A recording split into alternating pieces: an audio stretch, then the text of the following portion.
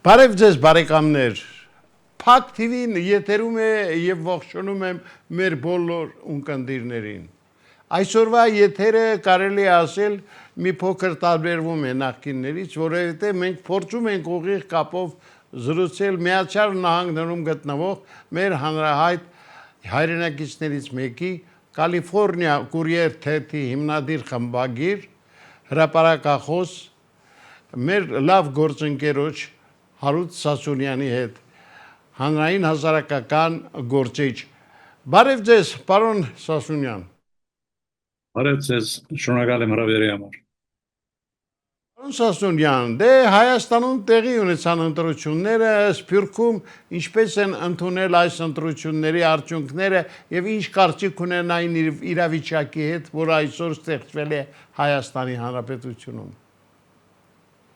Շնորհակալ եմ։ Սփյուռքահայերը անշուշտ հետևում են ժամ առ ժամ ամենօրյա շրջանակներում բոլոր Հայաստանի ներքին դեպքերը եւ մի քանի կարևոր բաներ նկատել ենք։ Մեկը այն է, որ Փաշինյանը շահագործել է պետական ռեսուրսները իր կառուցարշավյադեն, որ աբորինի է եւ իրեն առավելություն տալիս է մյուս տեխնոլոգիաներից, հատի մեկ, երկրորդ հայրորավոր հագարագործ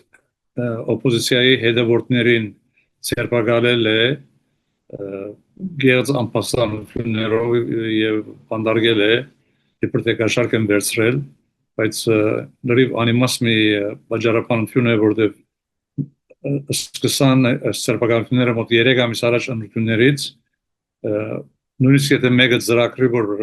կաշառք տա 3 ամիս առաջ կաշառք չեն տալու ոյ մարդու որ հուսալով որ 3 ամիս հետ կգնա եւ քվեարկի ինովացիան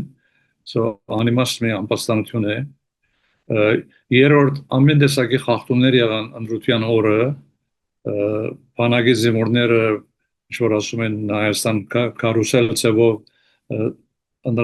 դեղամասը փոխադրեցին քվեարկեցին մի քանի անգամներ նույնիսկ երբ որ քվեի դեղը փագեր ժամուտին իրենք հասան ուշ արդոնեցին որ մտնեն եւ քվեարկեն հետո երեք դեղամասեր քվեները չհաշվեցին ինչ որ մի անհասկանալի պատճառով եւ եթե հաշվեին այդ երեք դեղամասերի քվեները Արոն Զարուգյանը գունենար իր 4%-ը որ մի 50 քվե պակաս էր եւ ուրեմն ինքը ոչ միայն դուրս մնաց ասկան ժողովից իր պատգամավորները այլ իր ստացած քվեներու մեծ մասը գնաց Փաշինյանին հետո որ ինքը Փաշինյանը իբր թե ստացել է պաշտոնական դվյալներով 49%, բայց ստանալով հավելյալ քվեները թե Զարուկյանից եւ թե մյուս ուսակցությունները որ իրենք էլ այդ շեմը չանցան 4%-ի, այդ բոլոր քվեները գնացին Փաշինյանին եւ 49%-ի դեղ ինքը եղավ 58 կամ մոտ 60% ասկային ժողովի պատգամավորներին ուրեմն նաև մեծ խնդիր էր որ երբ որ սկսան լուրեր տարածել որ գարզեմ որ գերզ լուրեր էին որ իբր թե 100,000 Ռուսաստանից հայեր պիտի կային որ քվեարկեին օպոզիցիայի նվաստ որ այդպիսի բան չկար եւ երբեք պետությունը չի հայտարարել որ քանի օքի եկել են Մոսկվայից ընտրություններից մի քանի օր առաջ Արդեն մոտ 2000 որ ինչ-որ տեսել եմ 2000-ը չի անցել եւ ոչ մի 100,000 չկար այդ մարդոց ասացին որ երբ որ հասնեք ցեզ դանելու ենք ուղղակի զինավարժության 25 օր եւ մի քանի օքի էլսպես ցերպակալեցին ուրեմն ես լրիվ հայտարակ մի վիճակ էր վերջո այս բոլոր հարցերը ուդակված դեմոկրասիայի հետ ոչ մի գաբ ուներ ժողովրդավարության հետ եւ այսպես ինձ հրճակեց հաղթական միակ լավ լուրն է, որ չստացավ երկու երրորդը,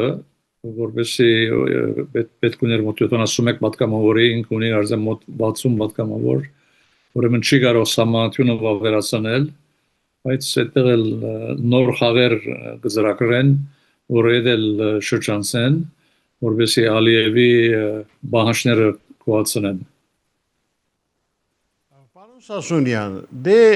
Հայաստանը դուք էլ հավանաբար նկատում եք գնում է դեպի բռնապետության, տեսեք թե ինչպես են վարվել Բարգավաճ Հայաստան կուսակցության նախագահ Գագիկ Ծառուկյանի նկատմամբ փաստորեն ապօրինի այս ձերբակալությունը գալիս է հաստատելու, որ մենք այսպես դանդաղ տեղափոխվում ենք դեպի բռնապետություն։ Այս մասին տեղյակ են Սփյուռքի մեր հայրենակիցները։ Այո, ոչ միայն դեղյակ են, այլ մեծ ցավով հետևում են, օրինակ համար 3 գլենդելի մեջ, որ հայահոտ շրջան է, մեծ սրահի մեջ հավաքվեցին մի քանի 100 հայեր եւ այդտեղ մեծ ցավով այդ Ծառուկյանի ցերպակալության մասին խոսեցին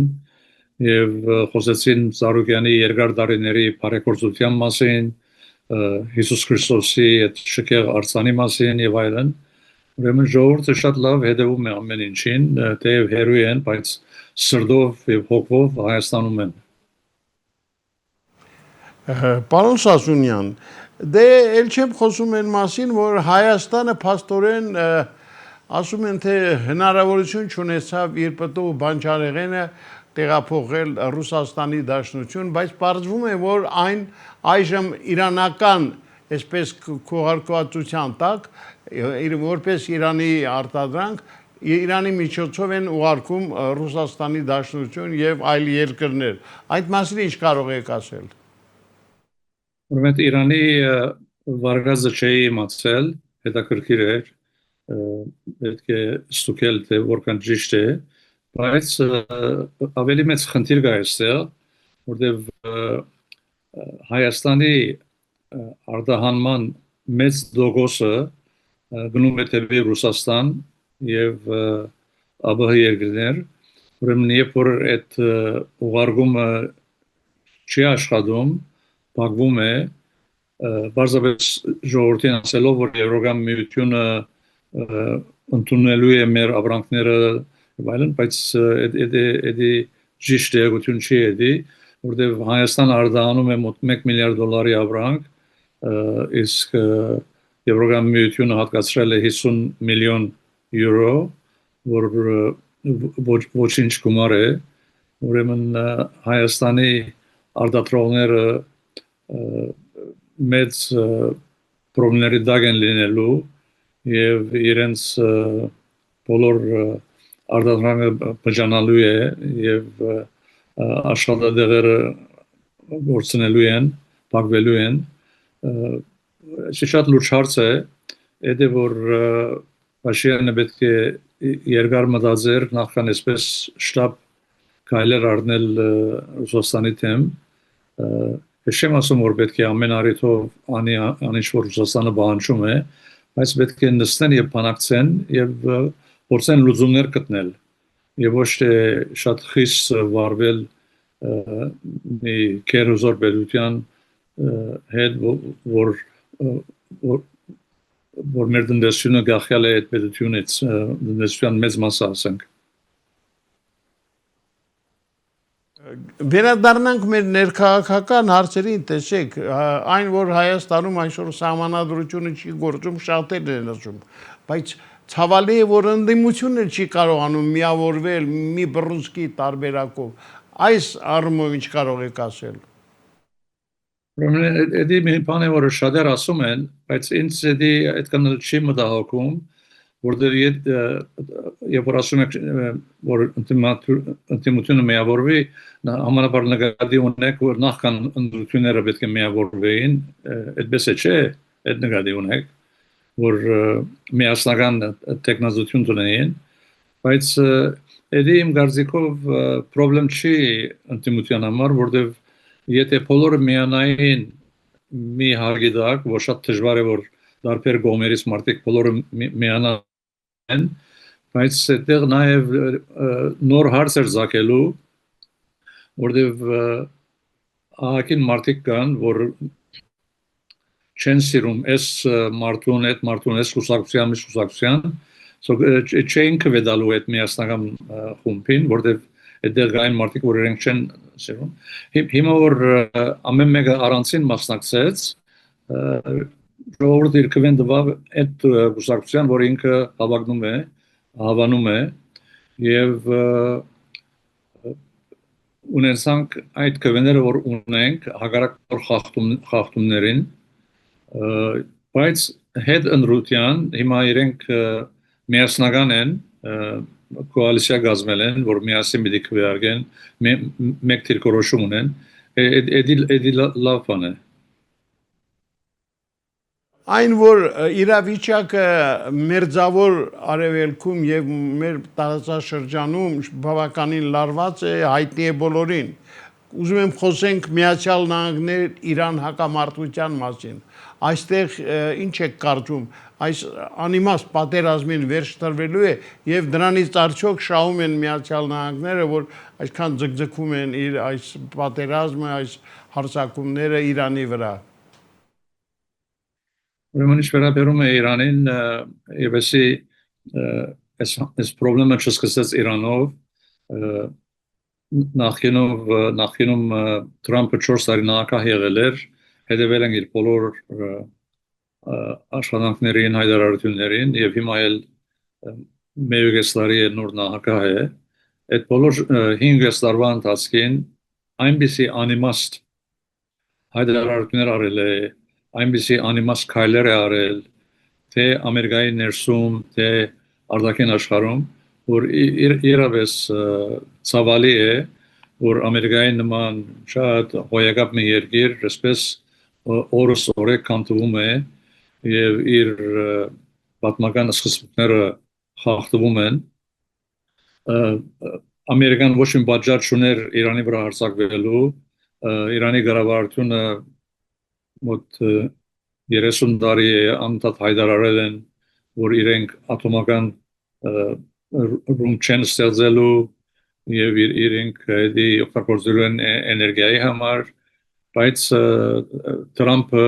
անշուշտ Նեթանյահուի Իսրայելի թրթումով, որտեղ Իսրայելը Իրանին նկատում է որպես մահացու թշնամի եւ ամեն ինչ անում է, որ ոչ միայն Իսրայելը ինքը հարձակվի Իրանի վրա, այլ ունենա Ամերիկայի օժանդակությունը որպես ավելի քերզոր երկիր, որ ավելի գործանի Իրանը, այդ է խնդրը, բայց որպես արդյունք, նաև ասեմ, որ անցյալ տարի, որ արդեն հունիսին էր, որ հարձակվեցին Իսրայել եւ Ամերիկան Իրանի վրա, Թրամփը ամենաշաբես հայտարարեց, որ սուտ էր այդ հայտարարությունը, որ մենք լրիվ չախշախել ենք Իրանի ատոմական գայանները, կենտրոնները, իսկ եթե լրիվ չախշախել են, ինչու հիմա նորից փորձում են չախշախել, նշանակում որ չեն չախշախել այդ ժամանակ եւ պետք է չկար չախշախելու, բայց փետրվարին երբ որ այս հարձակումը սկսավ Ամերիկայի եւ Իսրայելի կողմից, Թրամփը հայտարարեց, որ էսի մի փոքր այսպես ոչ թե պատերազմ է, այլ մի անկներեն բառն օգտագործած, որ նշանակե բդույթ, մի փոքր բդույթ է ասած էսի եւ մի երկու շաբաթից կավարտվի։ Հիմա արդեն փետրվար, մարտ, ապրիլ, մայիս, հունիս, հուլիս արդեն 5 ամիս է այդ փոքր բդույթը չի ավարտվել, ավելի մեծ թափ է ստանում եւ ոչ միայն գործանում է Բաշկաստանի հսկա դեղամասերը, նաեւ պետք է հիշենք այդ 200 փոքրիկ աշակերտները, որ ամերիկյան կամ իսրայելյան հրթիռներով դպրոցին ռմբակոծեցին եւ սպանեցին այդ բոլոր երեխաները եւ մինչ հիմա փորձում են ծածկել այդ ոճիրը, ուրեմն ոչ միայն արտաքին աշխարհի մեջ Ամերիկայի բարգը շատ ցածր է, որտեվ երբ որ հարցակվեց, իզուրդեղ հարցակվեց, Հերմուզի միջանցքը բաց էր այդ ժամանակ, նավերը գնում գալիս էին, նավ բերում էին, եւ որպես արդյունք այս հարցակման Հերմուզի միջանցքը փակվեց եւ աշխարհը զրկվեց պետրոլի կարևոր մի մասից եւ թե Եվրոպայում, թե Ամերիկայում եւ այլ երկրներում պետրոլի քինը շատ չափազանց բարձրացավ եւ գալով Ամերիկայի ժողովուրդը իր հոգը չէ ոչ Իրանը, ոչ էլ աշխարհը, ամերիկյան ժողովուրդը միայն մեկ բանով զբաղվում է եւ որ իրենք շուկա են գնում եւ տեսնում են որ քիները բարձրացել են եւ ավելի փող պիտի վճարեն, դա իրենց շատ ավելի կարևոր հարց է, քան թե Իրանը կամ որևէ այլ հարց։ Ուրեմն Ամերիկայի տնտեսությունը բավական վատ վիճակում է եւ տեսնում ենք որ պատերազմը ոչ միայն չի դադարում, այլ ավելի թափ է ստանում։ Հիմա վերջին 3 օրերուն քիչ հազարավոր ռմբակոծումներ դեղի ունեցան Ամերիկայի կողմից եւ սկայական վնասներ պատճառելով եւ ահագին մարդիկ զոհ կանացին իզուրդեղ։ Ուրեմն այսի շատ վատ է ոչ թե Իրանի համար, թե Ամերիկայի համար, թե Եվրոպայի, Ասիո, Աֆրիկայի բոլոր աշխարհի երկրների համար շատ վատ է։ Այս հարցը պետք է որ բանակցությամբ լուծվեր եւ ոչ թե պատերազմով։ Պարոն Սատունյան, դե դուք գիտեք որ վերջերս Իսրայելի կառավարությունը ήλուր աշխարհի հայտարարեց, որ իրենք ճանաչում են հայոց ցեղասպանությունը։ Սա ինչ է, դեմարշեր ընդդեմ Թուրքիայի, քանի որ փաստորեն խորհրդարանը այդ երկրի առայժմ կասեցրել է այդ գործընթացը։ Ուրեմն այս մասին ահագին խոսակցություն կա մեր ժողովրդի մեջ, բայց մեծ մասը ճիշտ չեն հասկանում թե ինչ է դեղի ունենում։ Ասում են, էսի Իսրայելը անգերց չի անում ցեղասպանության ինաբաստ, այլ անում է որպեսի հաշիվները մաքրի Թուրքիո հետ, բայց այստեղ զարմանալի ոչ մի բան չկա։ Բոլոր աշխարհի երկրները միշտ անում են ամեն ինչ, որ իրենց շահին է, եւ երբեք ոչ մի բան չեն անում, որ իրենց շահի հակառակ է։ Իսրայելը տասնամյակների ի վեր մերժում էր ճանաչել ցեղասպանությունը, որտեղ Թուրքիո հարաբերությունները լավ էին եւ նկատում էր, որ եթե ճանաչեն ցեղասպանությունը, Թուրքիո հետ վատանալու է իրենց հարաբերությունը եւ դա իրենց ասկային շահերին չի նպաստելու։ Ուրեմն երբ որ տեսան, որ թուրքերը շատ վատ վերաբերմունք ունեն Իսրայելի դեմ, մտածեցին, որ հիմա լավ ժամանակ է, որ թուրքերին մի լավ դաս տանք եւ հայտարարեցին, որ մենք ճանաչում ենք, ուրեմն իշխանությունը ճանաչեց միացայնությամբ կառավարությունը ընդունեց ցեղասպանությունը եւ ասացին, որ պիտի ուղարկեն քնեսետ, բայց չասեցին երբ։ Եվ հիմա այդ հայտարարությունից ի վեր ազերիները, որ շատ մտերիմ գաբեր ունեն եւ ահագին բիզնես ունեն, թե պետրոլի եւ թե զենքի, սկսան միջամտել եւ լոբինգ անել համոզելու համար Իսրայելի կառավարության, որ ետ կանգնեն այդ որոշումից։ Ադրբեջանի մեջ ապրող հրեաներ եւ որոշ ռաբիներ իրենք էլ սկսան նամակներ գրել Իսրայելի կառավարության, ասելով որ շատ բանեկանում է ետ կանգնեք այս որոշումից եւ այլն։ Եվ հիմա չենք իմանում, այսօր նաեւ մի այլ նրբություն կա, Կնեսեթի վերջին օրը ժողովների չորեքշաբթի էր, այսինքն Հայաստանի ժամով 3 էր, չորեքշաբթին հետո Կնեսետը արձակուրդի է գնալու մինչև հոկտեմբեր, երբ տեղի են ունենալու նոր ընտրություններ Կնեսեթի եւ կառավարության։ Ուրեմն հիմա նաեւ ասում էին, որ այդ մի քանի օրը որ մնացել էր, որ ցեղասպանության հարցը օրակարգի վրա բերեն, շատ խոժողված մի օրակարգ ունեին, շատ կարևոր ներքին իսրայելյան հարցեր կային այդտեղ, որ մեզ չի առնչվում եւ անդադ ասում էին, որ չենք իմանում, եթե ժամանակ կա այդ իսրայելյան ներքին հարցերից անչափ զբաղվելու այլ հարցերով, օրինակ հայոց ցեղասպան հարցով։ Ուրեմն Գամ այն է որ ես դեռ լրիվ համոզված չեմ եւ չեմ ուզում հավատալ ազերիական գերզ լուրերին որ իրենք հաջողել են Իսրայելին համոզել որ հարցը չբերի քնեսել եւ այլն ես դեռ լրիվ չեմ համոզված այնքան adem որ Իսրայելի ղարաբաղությունը պաշտոնապես չի հայտարարել այդպիսի բան ուրեմն գա ինչպես ասեցի այդ քնեսեթի խջոված օրագարկը մի քանի օր որ ունեին եւ հիմա արդեն այդ օրը ավարտվեց վստահ չեմ որ Իսրայելը ինքնագամ ետ կանգնեց իր հայտարարությունից անշուշտ հիմա նայելով դեպի առաջ հոկտեմբերին երբ որ նոր ընդուններ բադահին դեղի ունենան այդ ընդուններին արդյունք անշուշտ նախորոք դժվար է իմանալ բայց գիտենք որ Նեթանյահուն մեծ հագարագործներ ունի, շատ մեծ թիվ հագարագործներ ունի եւ կարող է բադայել որ չվերընտրվի որպես վարչապետ մեծամասնություն ունենա երկուսակցությունը եւ տաշնագիստները կնեսետի մեջ եւ ուրեմն մի նոր ուժեր քաղաքական ուժեր պիտի կան Իսրայելի ղարաբաղյան անշուշտ չենք գիտեր թե այդ նոր ուժերը ինչ ցիրկորոշում պիտի ունենան հենց ցեղասպանության հարցով նախինում երբ որ որոշ ուժեր կային որ Նեթանյահուի թեմային նախին ընդուններուն իրենք հայտարարել են որ երբ որ իրենք կան իշխանության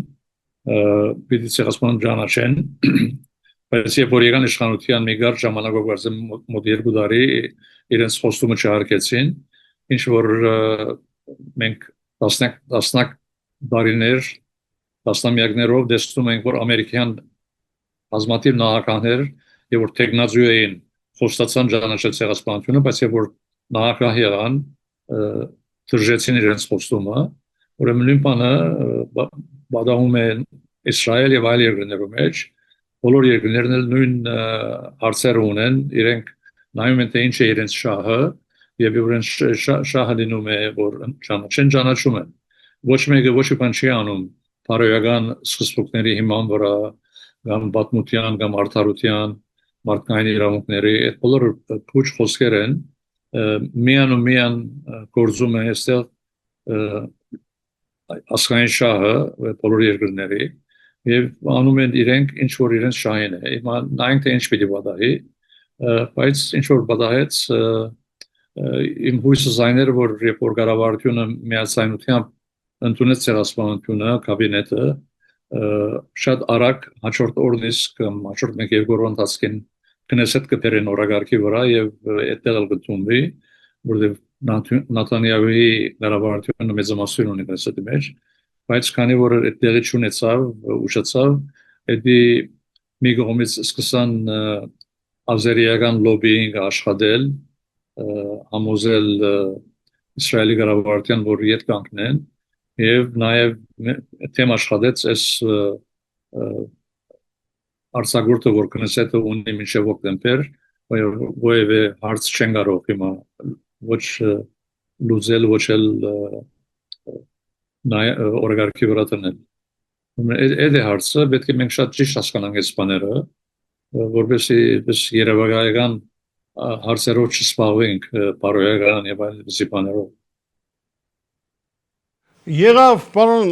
Սազունյան, ես կարծում եմ սպասենք առաջիկա զարգացումներին եւ առիթ կլինի մեկ անգամ էլ ձեզ հետ հանդիպել այս տարբերակով, իսկ այսօրվա համար շնորհակալ եմ, լավ եղեք, պինդ եւ հավատացեք, որ Հայաստանի Հանրապետությունում միշտ սպասում եւ ուզում են տեսնել Սփյուռքի աջակցությունը։ Ամենայն սիրով շնորհակալ եմ ձեր հրավերին համար։ Բարի օր ձեզ։